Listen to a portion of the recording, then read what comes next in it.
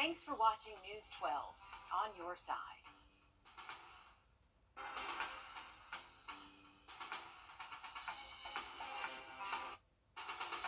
From the station that's on your side, this is News 12, first at 4. First at 4, we now know the name of the deputy the Richmond County investigator found dead in his car Friday in Lincolnton. The coroner tells us it's Deputy Brian Manicky. He worked in the Violent Crimes Division at the Sheriff's Office. The coroner says it appears Manicky died from a self-inflicted gunshot wound. The Lincoln County Sheriff's Office was initially working this case because it happened in their county, but now the GBI is also on the case. First at 4, giving you a live look at Grovetown on I-20. Spectacular day out there. Let's send it over to First Alert meteorologist Emily Acton to tell us how long this will last. But Emily, what a great way to start off a work week. Oh, definitely. I was saying yesterday, my pick of the day was going to be, or pick of the week, I should say, it's going to be Monday. I mean, beautiful blue skies this afternoon. High temperatures have reached the lower 80s. I mean, you really can't get or ask for anything better than that for the middle of September. I mean, lower 80s, beautiful sky conditions. We were dry today. Didn't really have any issues with the rainfall there. We saw a decent amount of rainfall for our Sunday, though. But like I said, things are clear now for the rest of our evening, overnight tonight, and really for the next several days. Things are looking good. So if you have any evening plans, maybe dinner outside, might want to have a jacket with you because we're going to be cooling off pretty quickly after sunset. Going to see temperatures drop off into those lower 60s, Richard, overnight tonight. Some places might see the 50s. Unbelievable. Nice to have the cool, clear air in the forecast. The Richmond County Sheriff's Office asking for your help this afternoon. They need information regarding the death of Jawan Russell. Investigators say he was killed last year in April on Oslo Road. That's an area off Old McDuffie Road. So if you have any information related to this case, call the Richmond County Sheriff's Office. That number is there on the screen, 706-821-1020. You can remain anonymous. The media spotlight burning brighter on convicted killer Alec Murdaugh. Season 2 of Murdaugh Murders, a Southern Scandal, takes a closer look at what happened that night. The season features firsthand accounts from those who were there in the days leading up to and following the double murders, including the former Murdaugh family housekeeper. Season 2 debuts on Netflix Wednesday. Several wrongfully detained Americans on their way back to the U.S. following a high-stakes diplomatic exchange today. One car owner with a problem under the hood that even the very best mechanic probably wouldn't want to touch. The exotic find who at First at 4 continues. Oh, I'm not sure what I would do if I saw that under my car. Anyways, looking at tonight's temperature is going to be in those upper 50s for some spots, maybe lower 60s in others, but a fall week is in the forecast, and I'll have all the details after the break. Well, we can expect mostly sunny conditions into the day Tuesday. Maybe later on in the afternoon could see some cloud cover, but overall a great Tuesday in store for us after a great Monday. And that's going to continue well into our work week, but rain will return as we head into our weekend. But let's take a look at what we can expect over the next couple of hours. Temperatures will start to drop off after sunset, but really we haven't experienced those high heats, or high temperatures, I should say, in the past couple of days, really. So things are cooling off for us, and they're going to continue to cool off overnight tonight. But if we take a look at what we're seeing right now in terms of temperature and cloud cover, things are looking good. Expected to be clear overnight tonight, and we can see temperatures warm up in our Tuesday to see those middle and upper 70s by noon, topping off in those lower 80s after that. And like I said, maybe a little bit of cloud cover out there, but still plenty of sunshine for our Tuesday. The same can be said for Wednesday. We'll take a look at temperatures by around noon, going to be in those upper 70s again. So really, it's feeling like fall right now. Next chance of rain, though, is going to come this weekend. And again, I'm starting this map a little bit later in the week. Thursday, we can see a low pressure, not calling it anything tropical, but just a low pressure there, bringing some rainfall really to the East Coast. But some of our more southern counties here in the CSRA could see some rain this weekend, Richard. We'll watch that carefully. Emily, thank you. All 9 teenagers who broke out of a detention center in Pennsylvania are back in custody now. Investigators say they escaped last night during a riot inside that center in Morgantown. They believe the group overtook a couple of female staff members, stole their keys, and escaped through a weak point in the fence. Just before 6 this morning, police announced 4 of those escaped inmates were found inside a house and taken into custody. Shortly after that, the remaining 5 escapees caught in a stolen vehicle and trailer. All 9 teenagers are charged with escape and other crimes in connection to that. Well, imagine popping the hood and finding a 7-foot-long snake wrapped around your engine. Well, that's what happened to one car owner in Green Bay, Wisconsin. Tyler Job tells us how it got there and what happened next. It's kind of scary. I never thought anybody would be able to find a python underneath their hood of their car. Ellen Shador didn't find the exotic animal, but lives near the 2300 block of Pecan Street where the snake was found. For one thing, I don't like snakes. Another thing, it just seems so unreal. It's not a common thing that we see. As someone who's worked at the Bay Beach Wildlife Sanctuary for 25 years, Curator Lori Bankson says this rescue was a rarity. The owner of the vehicle was not the owner of the snake. Bankson says the python somehow got loose. She says the snake was first seen in a garage before eventually being found under the hood of a car. Most likely the snake crawled up into this person's engine of the car to stay warm and found a good place to hang out for a little while. Bankson says the car owner safely drove over to the wildlife sanctuary with the reptile. Pecan Street is more than 4 miles away from the sanctuary. They gave the okay that, yeah, the snake should be fine if you drive the car over. Bankson, along with a colleague and animal control, safely removed the python. She says the snake is now being cared for at a rescue. Eventually, then we'll be given a good home. They'll find a home for it. Police say the reptile was a 7-foot-long jungle carpet python. Bankson says the snake is from Australia. So how did the python make it all the way over here? From what I understand, this is a very popular animal in the exotic pet field and exotic pet trade. Green Bay City Code explains that a permit is required for people to keep exotic animals. Police say there is not a known permit for this kind of snake, but despite some legal questions surrounding this rescue, Bankson says nobody was injured. It was an exciting afternoon, but we're glad it went well. Yeah, we thought all the pythons were in Florida, but there's one in Green Bay, Wisconsin. I think it liked that warm engine right there. He's not going to like winter up there for sure. Well, here's a big emotional boost for Hawaii. Signs of life now sprouting from that 150-year-old banyan tree in Lahaina, Hawaii, more than a month after it was left charred by those deadly wildfires. The historic tree, considered a huge part of life and history there in Lahaina. Its massive branches, the leaves, the dangling vines, it stretched an entire city block, standing more than 60 feet tall. The Hawaii Department of Land and Natural Resources posting a video showing that beloved tree sprouting leaves again. A real sign of hope there on the island. Well, the military searching for an F-35 Lightning II jet near Charleston after the pilot safely ejected yesterday. The pilot listed as stable now in a medical facility. Now, emergency response teams are looking for the aircraft where it was last known to be seen. It's somewhere near Lake Moultrie and Lake Marion. That's northwest of Charleston.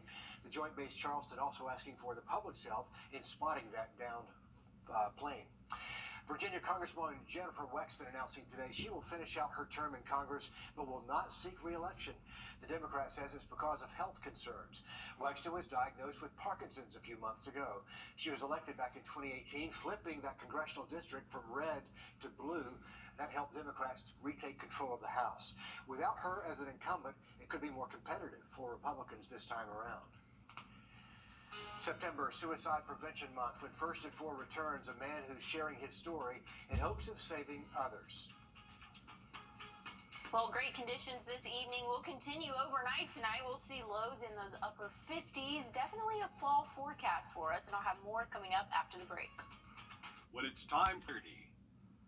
Well, we've had a great Monday so far. Temperatures have reached those lower 80s, plenty of sunshine, and tomorrow looks like we're going to see the same thing. Then a little bit more cloud cover will come into play for our Wednesday and Thursday and even into Friday. Rain chances, though, come into the picture come Saturday and even possibly into those early morning hours Sunday. But the good news is most of our work week is looking, or all of our work week, I should say, is looking dry. Overnight lows, though, that's probably my favorite part of this week. But let's take a look at what we can expect overnight tonight and or really over the next couple of days. We're going to see lows dip into those 50s for early Tuesday morning, so overnight tonight, early Wednesday morning, and Thursday morning. Friday, we'll get back up into those 60s for the overnight lows, but hey, 61, not looking too bad. I would say definitely for this time of year, but this is a fall forecast, I would say. That's one word to describe what we are seeing in the middle of September. This is not bad. We are several degrees below average for our high temperature and low temperatures for this time of year, but definitely a cooler week for us, Richard, and a calm week. I mean, rain's coming into play for the weekend, but also 5 days away. Things can change. Yeah, things can change, but we are celebrating that cooler air for sure. Emily, thanks. A new study finds obesity has been an increasing factor in cardiac deaths over the last couple of decades. The Journal of the American Heart Association reporting adults whose obesity contributed to their heart disease death tripled from 1999 through 2020. At the same time, there was a nearly 18% drop overall in heart disease deaths during that same time. In general, the deaths are more common among men than women. A new study out of Canada finds women are less likely to be given CPR in public places. The authors did not give a reason for why, but researchers looked at tens of thousands of cardiac arrests that happened outside of hospitals and found only around half of the patients were given CPR at all. Doctors say giving CPR to someone in need, regardless of gender, can save lives. September is Suicide Prevention Month, a chance to remember the lives lost to suicide and the millions of people who have struggled with thoughts about it. CBS's Daniel Backus spoke with one man who wanted to share his own struggle. Alex Glogovac isn't afraid to admit he's had some dark times. The 24-year-old even contemplated suicide. Suicidal thoughts for me didn't really come till I was about 17, kind of late high school. Ever since then, I'm almost 25 now. I've kind of tried them off and on. Suicide is now the second leading cause of death among young people aged 15 to 24. Last year, more than 49,000 people took their own lives. That's more than any other year on record. We're seeing an uptick now in suicide, the rates of suicide with our youth. Now, what is the direct link and correlation? I don't know what that is. And I don't know if we really will ever have an answer for that because there's so many factors. Justina Larson is a licensed therapist and executive director of outpatient services at Newport Academy, an adolescent mental health facility. She says there are behavior changes parents can look out for. Lack of concentration, decrease in performance at school, again, the isolation, withdrawing from friends. Watch their eating, sleeping habits, looking at their social media presence and that footprint. Social media is a huge piece. If there is concern, Larson says talk about it. It can start as a simple conversation of, hey, I noticed some things have changed in you. Can we talk about what you're feeling and thinking? What's going on? Alex credits his family support system and the treatment he received at Newport Academy for helping him cope with suicidal thoughts. The main thing is that you're not alone. Things may seem bleak right now, but it's going to get better. He's sharing his story to give hope to others. Danya Backus, CBS News, Los Angeles. In fact, Alex is working to start an organization to advocate for mental health and mental illness. Well, love is in the air and more people are popping the question. The largest jewelry company in the nation says a spike in engagements is coming. The company, which owns a number of jewelers, Zales, Jared, K Jewelers, Blue Nile, Diamonds Direct, they say proposals happen about every 3 years or so into dating. The pandemic had caused a disruption in dating and then a lull in engagements. Signet expects marriage proposals to start rebounding in 2024. The jeweler expects 2.5 million couples to get engaged next year. Beautiful diamonds right there. Well, one man found a unique way to create his own oasis. A look at his inspiration when First at 4 continues. Well, fall is in the air, and I'll have a look at your fall 7-day coming up after the break. First Alert Radar, powered by Jim Hudson Lexus Acura Cadillac. Being the Augusta guy means that you're getting myself and my staff, which was raised on the same values that fellow Augustans were raised on. All of us grew up here. If you are hiring somebody from out of town, they may not be as connected as us. I guarantee you that we are going to work extremely hard for you. You're getting somebody who's going to shoot you straight and tell you the pros and cons of your case, and also take the case as far as it needs to go to get what people deserve. Right now at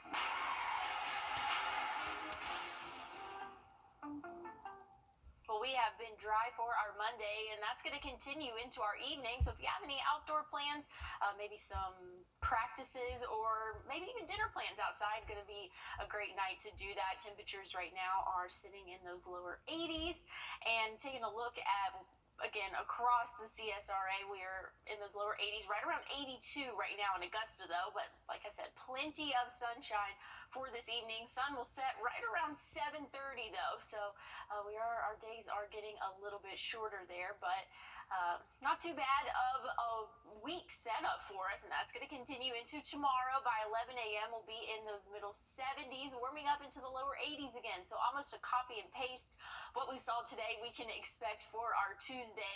I'm not mad about that either.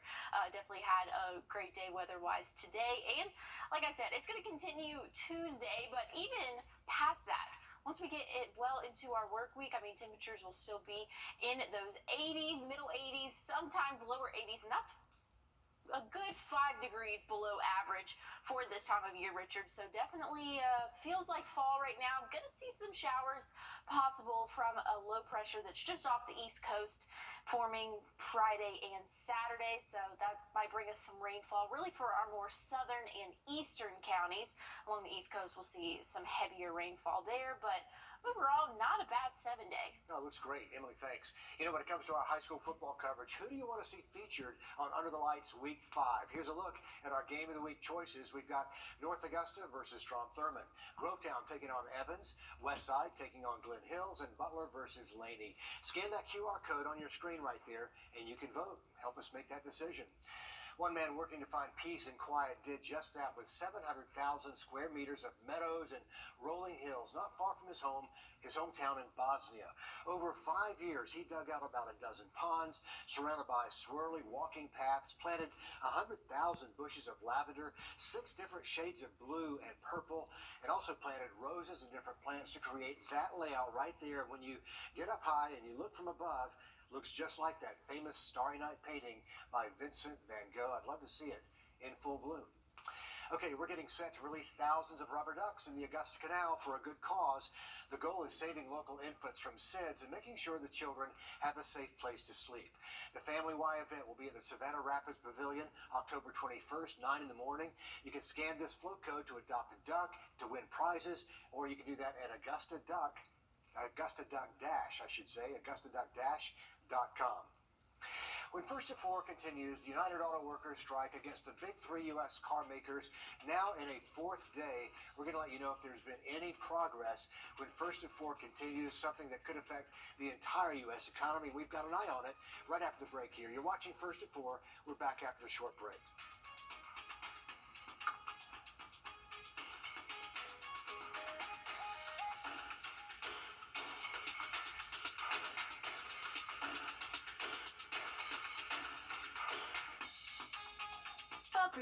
You're back. From the station that's on your side, News 12, First at 4 continues. Violence at another football game over the weekend. This time, a fight broke out in Savannah at Cross Creek's game against Savannah Friday night. That game had to end in the 3rd quarter because of that fight. A student taken to a hospital, while Chatham Public School says one coach there was hit with a helmet.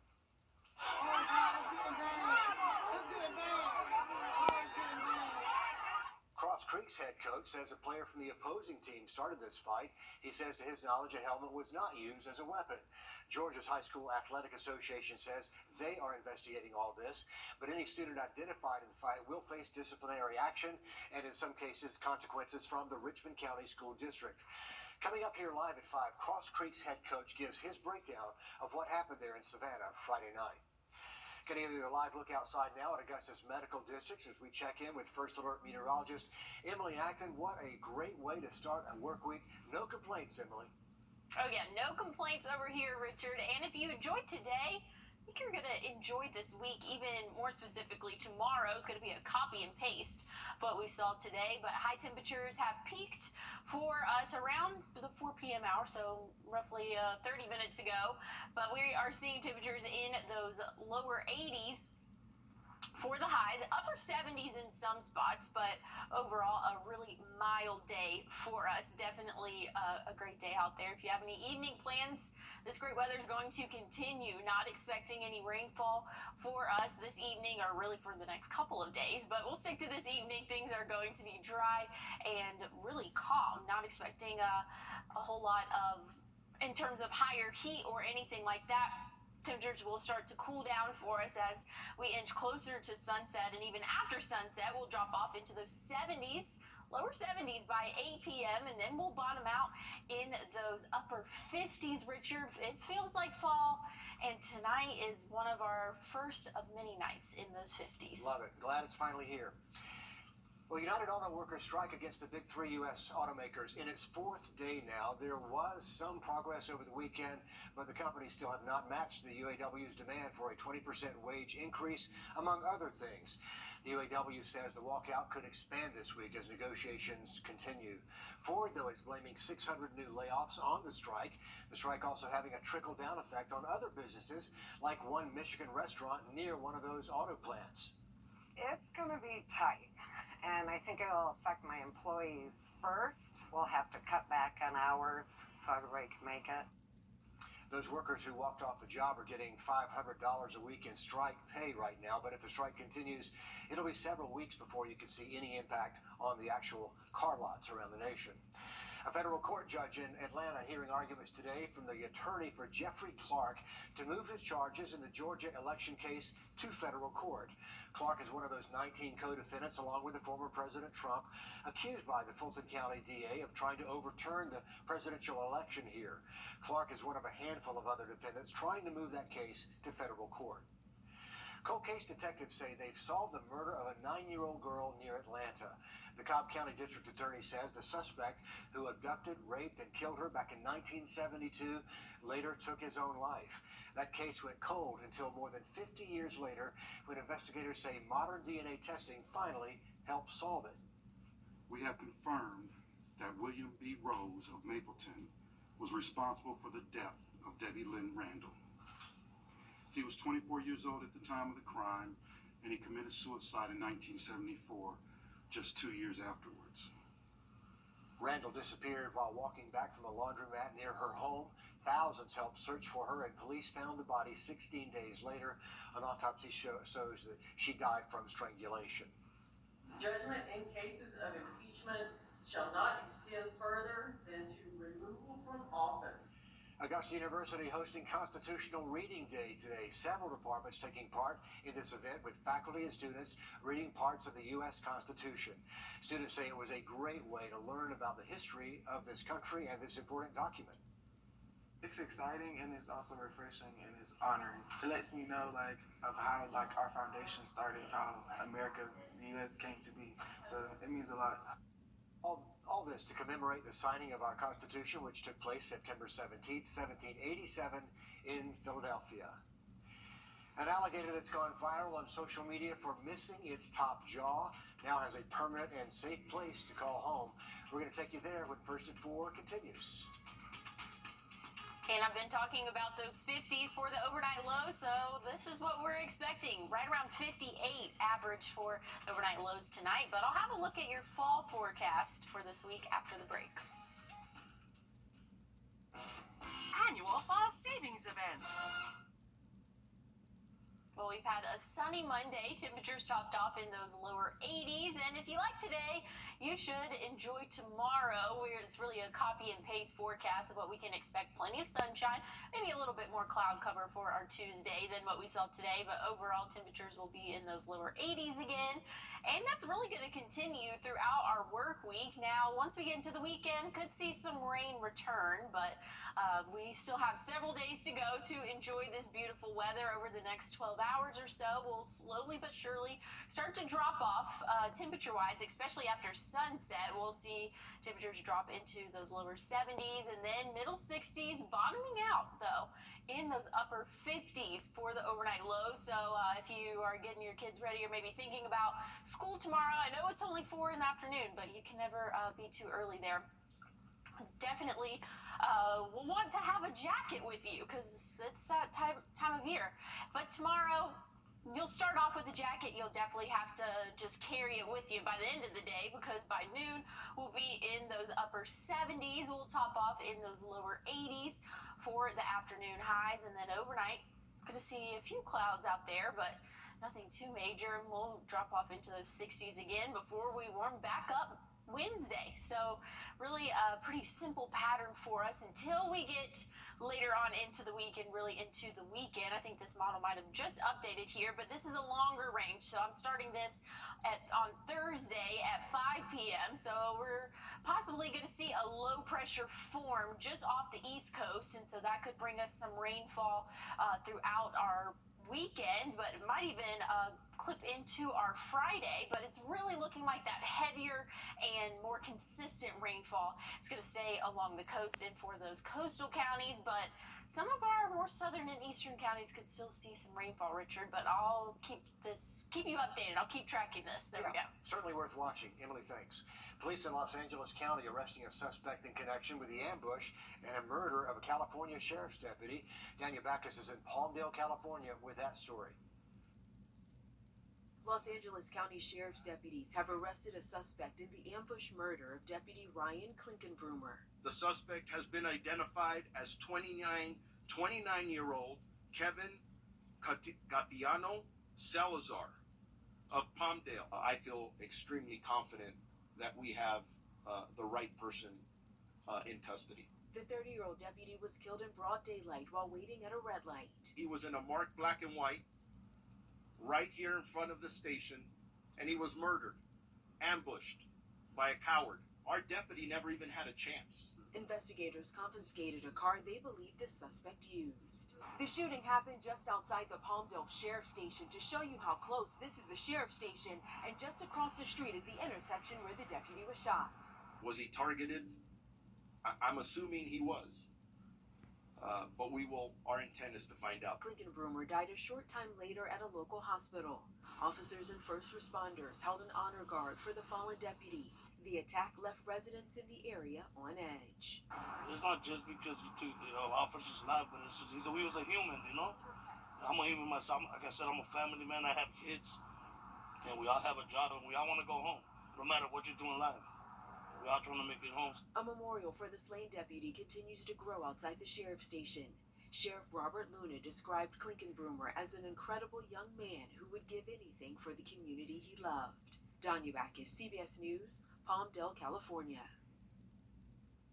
Investigators say they found several firearms inside the suspect's home. He was arrested after barricading himself inside his home for several hours early this morning. A SWAT team had to use chemicals to force that suspect to surrender. People in Libya are in for... A North Carolina man is charged with 90 felony counts of animal cruelty. Police got a tip and found more than 200 starving or dead animals in a small enclosure. Neighbors say animals like goats and chickens have been roaming the neighborhood for months. Animal control put down many of the sick animals. Others were sent to rehabilitation centers. Neighbors say they're glad to see those animals getting some help. They were all messed up. They were skinny, they couldn't walk. But it was mostly just the little chickens. Now that I know they're going to a happy place, or a good place, I'm happy. It feels good to me. The property owner is being held on a $90,000 secure bond. Another man was also charged with just a misdemeanor. A little alligator becomes an internet sensation after pictures emerged that show it was missing its top jaw. Now it has a new home after it was rescued in Sanford, Florida Friday. As Michelle Meredith shows us, the reptile is now living in a gator paradise. I'm amazed by alligators in general because of stories just like this. The search is over.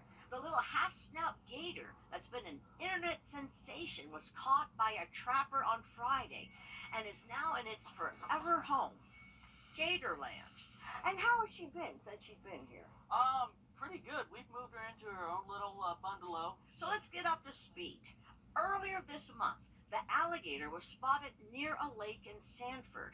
A park regular took a picture, posted it on Facebook. And well, there's something about a gator with its top jaw sliced off below the eyeballs that brings out an emotion rarely seen for alligators.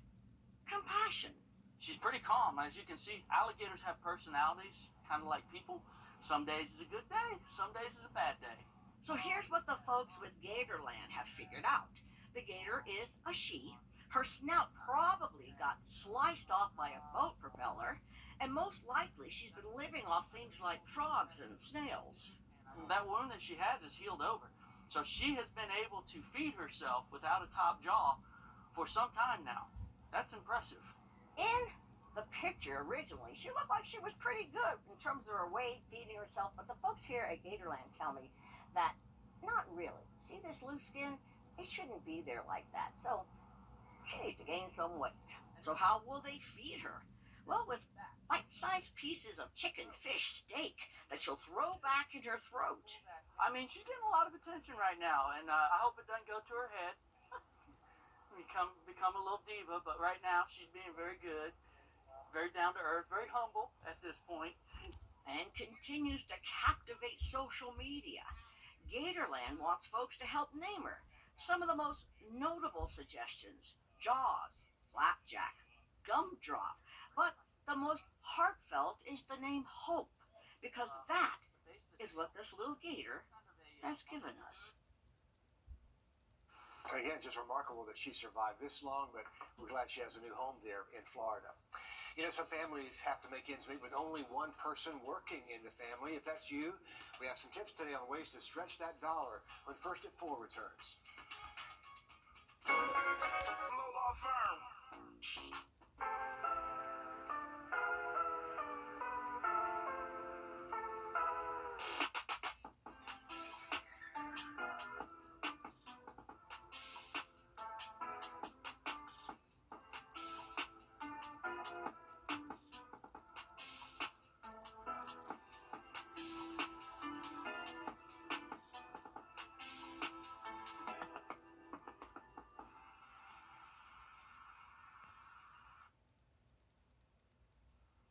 After a great start to our work week, that's going to continue into our Tuesday. Mostly sunny sky conditions, a little bit more cloud cover than what we saw today, but overall a great afternoon. We'll warm up, maybe a few degrees warmer than what we saw today, but still in the lower 80s. By Wednesday, we'll be in those middle 80s, and then we will cool off a little bit as we have a slight cold front starting to dip down into our area, and we could see some rain though by the end of the week, but I'll get to that in just a second. I want to get to my favorite part of the forecast this week, and that is the low temperatures. If you have any maybe evening, overnight plans, bonfire weather, I feel like this is our week for that. We're going to be in those upper 50s for most of the overnights this week, and then dipping into those lower 60s, but I don't think we're too mad about 61 versus 59 for the overnight lows there. So it's a cool, crisp air as well. So not having to deal with any of that humidity, making it feel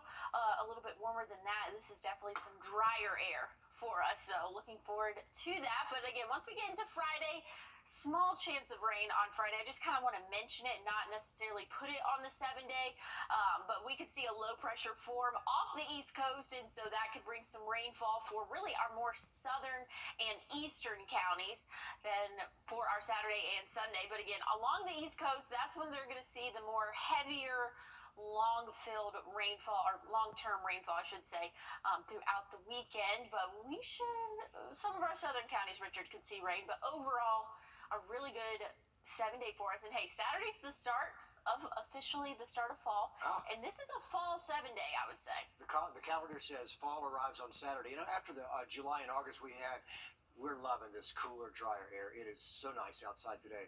I completely agree, Richard. Emily, thanks. You know, not every family has two working parents. A lot of families are living off one single income. Our consumer investigator, Rachel Papa, has some money-saving tips for single-income families. Many financial experts say the most important step you can take if you are a single-income family is to build an emergency fund. If you set aside just $20 a week for a year, you'll have $1,040 in an emergency fund by the end of that year. Once you get $1,000 in it, make it a goal to keep going so you have extra money for things like unexpected medical bills or car troubles. The last thing you want to do in an emergency is dip into your already stretched thin paycheck. Experts say your second priority should be to work on a new budget and start cutting costs. Write down where every dollar went from your last paycheck. Look for things you can live without for a few months. Maybe it's a few streaming services. Make it a priority to tackle any credit card debt right away. Try to put more than the minimum payment, even if it's just $15 more each month. Any amount will help. Experts also suggest looking at your income tax withholding. See if it can be adjusted so you get more back each paycheck. It means no big tax refund at the end of the year, but you can probably use that money now rather than later. Once you follow these steps, financial experts say you'll have a better picture of what your financial future may look like. It is hard work, but you can do it. With this watch in your wallet, I'm Rachel DePumpa. And as Emily just mentioned, fall isn't officially here until the weekend, but some people are already thinking about those holiday gifts. That's a Christmas cottage that's just opened in Manhattan, giving those shoppers a jump on the holidays. And they're not alone. A survey from Bankrate finds 12% of Americans are buying gifts this month. Another 12% already started back in August, but most of us plan to wait until October or later to start.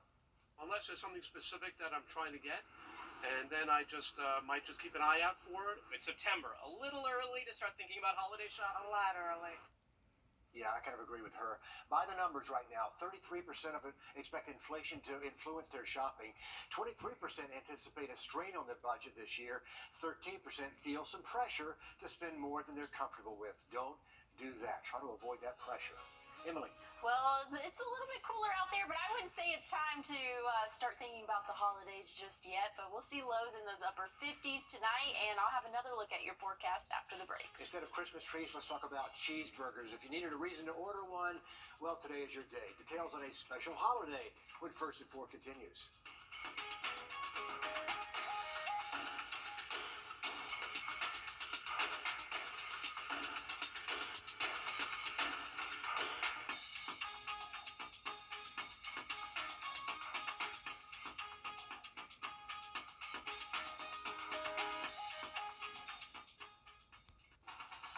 Thanks for watching News 12 on your side.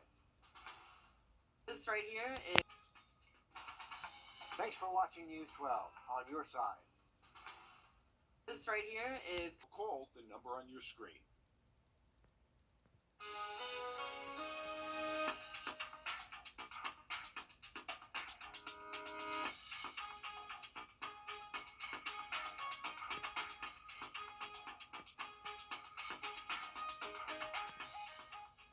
But we saw plenty of sunshine this afternoon, and our evening is looking clear. Gray sky conditions, like I said. We saw temperatures, and they're still in those upper 80s, but that's where we are lower 80s. Excuse me, not upper 80s. We are seeing those lower 80s right now, and that's true all across the CSRA. It's 82 right now in Augusta.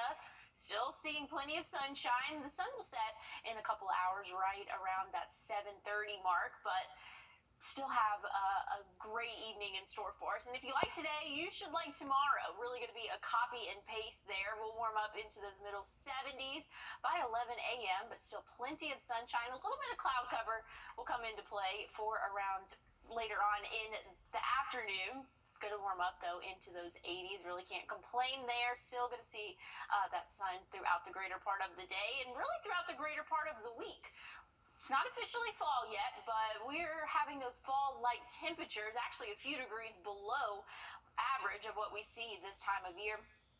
Overnight low is going to be in those 50s and lower 60s. Rain chances do come into play later on in the work week and really focusing on this weekend. But, Richard, late Friday is kind of a little iffy. We could see some showers overnight. There's a low pressure that's expected to form off the East Coast, and that could bring some rain for our most southern and eastern counties. Really looking to stay along the coast, but some of those showers could reach our area in the CSRA. Okay, we'll keep an eye on that. Emily, thanks. It is not too late to celebrate. September the 18th is National Cheeseburger Day. There's such a thing. Check the National Day calendar. It dates back to the 1920s. A lot of eateries have claimed to have invented the cheeseburger, including a California sandwich shop that said they came up with it back in 1926. But the Humpty Dumpty Drive-In in Denver, the first to trademark the name cheeseburger in 1935, had no idea that was trademarked. Luckily, you don't have to travel to Denver to honor this fast food staple. To celebrate today, just stop by your favorite spot and order a cheeseburger. Will Rio says Wendy's has a great online deal right now for like a penny. 1 cent. A penny.